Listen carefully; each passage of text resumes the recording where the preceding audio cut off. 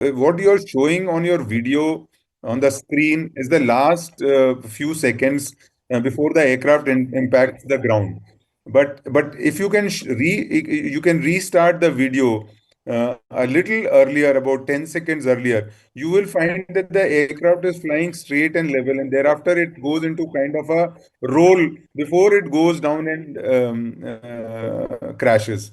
So that is where I think there is a problem that has taken place just short of this, where you just showed the crash. Just short of that, some problem has taken place there. Either it is in terms of maneuvering of aircraft, where the pilot has rolled the aircraft, or the aircraft has done a maneuver which is unintended and undemanded, what we call. So if the pilot is not, see, this is where now if you see just before this, the aircraft had rolled, so it has hit the ground wing, almost wings level, but before that it had seemed to be doing a roll or a turn. And so that is unexplained. And that is where I think the reason of the crash would lie. Tejas, this is the second Tejas crash in the entire history of Tejas flying, which started way back in early 2000. So the aircraft has flown a lot. It's a very reliable aircraft. Its fly-by-wire system has been tested. Its control systems have been tested, and so by itself the aircraft is very reliable. But one can never talk about, one can never be 100% sure about machines. Things could go wrong, and it could go wrong anytime. And that is what has happened many times. So this is only the second crash with thousands of hours having flown by the aircraft in India and abroad. And Tejas has participated in many, many air shows. So the pilots and the aircraft are chosen with great care by the Air Force to perform at this kind of level and in this settings where the entire world is watching you.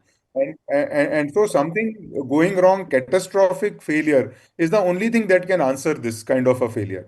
It is something not something which is just not anticipated. Whenever an air crash takes place, whether it takes place in India or abroad or anything anywhere, the every angle, whether it is technical malfunction, sabotage, pilot error, or any kind of any kind of cause that could be associated with the crash is has to be investigated thoroughly, threadbare, and ruled out. And so it is even sabotage would be investigated. That angle would be investigated, in my opinion. Very thorough investigation would take place, and nothing would be left to chance during the investigation, is all I can say at this point in time. I have said this earlier also that each maneuver is carefully chosen in relation to the aircraft's capability to do that maneuver. The heights are chosen with adequate safety and ground clearances. The pilot is chosen by his qualification, his capability, and his flying ability. And thereafter, both the pilot and machine join each other and practice this on the ground in the simulator. Do it hundreds of times before he gets into the cockpit and does it in the air. And so, if the things are going horribly wrong, the pilot would generally tend to eject well before that. There are such clear instructions and guidelines.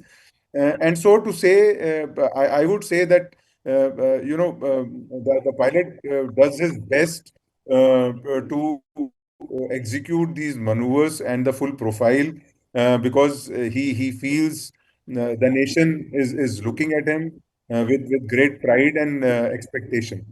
And so I do not see any kind of shortcoming in those areas. And maneuver capability, it has quadruplex fly-by-wire system. It is one of the best fly-by-wire systems that is there in the world. Thirdly, and most importantly, and viewers must listen to this and understand this, in the history of Indian Air Force and the history of world aviation, there has been not a single engine jet fighter which has the safety record, the best safety record that the Tejas enjoys.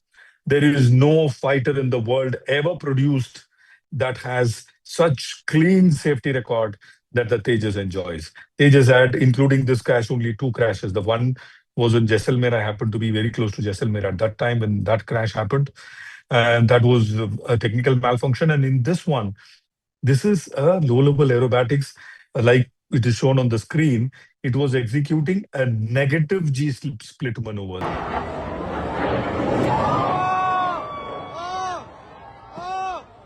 The negative G split maneuver. What is the negative G split maneuver?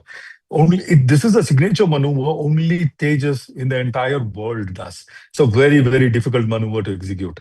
The aeroplane comes like this, and it, instead of turning this way, it turns away. That means the control column is pushed forward, and the aeroplane does a turn, which is like a negative G turn. That means the aeroplane is facing this side, but turning the opposite side. This is a very, very classic maneuver that the Tejas does, and has a very great significance in close combat. That is what is demonstrated here. After the negative G turn, he is supposed to split into a barrel roll and get out. Now comes the important point. And in this situation, this exact same situation I have been in many times when I was stationed in Badmer. When we come in for a strafing run, air to ground, when you're firing towards the ground, the mush that you feel. Mush is, what is a mush? When an aeroplane nose goes up and the aeroplane is supposed to climb out, isn't it? It doesn't climb out. It still flies towards the ground for a while, owing to its inertia, and then it climbs out. So this mush is different in the morning. It is different in the afternoon. Why? In the morning, the air is cooler, therefore denser. In the afternoon, when it happened now, the air is thinner because it is hotter. A very, very typical phenomena, weather phenomena in desert condition where I was, Badmer. In the morning, you just done a staffing run, the aeroplane, you pull out, the aeroplane gets out. In the afternoon, when you come, same pull out, the mush is much, much longer. The nose is higher, but the aeroplane still travels towards the ground as it is happening on the screen, as we are seeing. Very, very typical weather phenomena, which you cannot see as a pilot. How can you see a denser hair and a thinner hair visually? You cannot. You have to feel it. So these maneuvers are done based on various checkpoints with a wafer thin safety margin. Now comes the most important aspect. The countries which are looking at buying Tejas aeroplane, or countries which are looking at, looking at uh, having Tejas aeroplane as one of their its contender for in their arsenal, are not going to get influenced by this. In the August of this year, we had an F-16 crashing by very senior, very experienced low-level aerobatics pilot called Colonel Slab in Poland, I think on 25th or 27th of August this year. So low-level aerobatics is a very, very dangerous profession. Many of accidents that we have seen world over has happened at low-level aerobatics because the safety margin is thin. 1986, I remember one of my commanding officers, Joe Bakshi, carrying out a low-level aerobatics over Palam in during Air Force Day, during a downward maneuver like this, crashed